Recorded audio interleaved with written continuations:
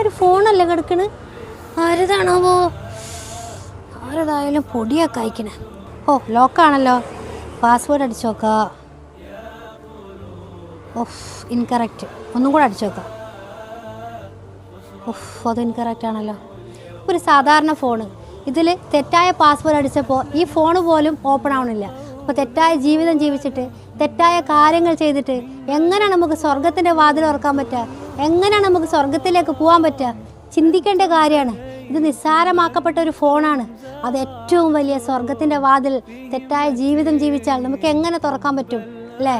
തെറ്റായ കാര്യങ്ങൾ ചെയ്തിട്ട് നമുക്ക് ഇവിടുന്ന് ദുനിയാവിൽ പോലീസിനോട് അതിനുള്ള ഉത്തരം പറയാൻ പറ്റുന്നില്ല. ഇപ്പോൾ ചിലർ വിചാരിക്കും ഖബറിലെത്തിക്കഴിഞ്ഞാൽ മലക്കുകൾക്ക് ഉത്തരം നൽകാൻ പറ്റുമെന്ന്. എങ്ങനെ നിങ്ങൾക്ക് പറ്റുക? തെറ്റായ ജീവിതം ജീവിച്ചിട്ട് മലക്കുകൾക്ക് നിങ്ങൾക്ക് എങ്ങനെ ഉത്തരം നൽകാൻ പറ്റും? ചിന്തിക്കേണ്ട കാര്യമാണ്. അള്ളാഹുവിൻ്റെ റസൂലായ മുത്തുനബി സല്ലല്ലാഹു അലൈഹി വസല്ലമ പറഞ്ഞിട്ടുണ്ട്, നിങ്ങളിലേക്ക് മരണം എത്തുന്നതിന് മുമ്പായി നിങ്ങൾ മരണത്തിന് വേണ്ടി തയ്യാറാവുക. അവരാണ് യഥാർത്ഥ നല്ലൊരു സത്യവിശ്വാസിയായ മനുഷ്യൻ. അള്ളാഹു തആല കാത്തുരക്ഷിക്കുമാറാകട്ടെ. ആമീൻ എന്ന് കമൻറ്റ് ചെയ്യാൻ മറക്കരുത്.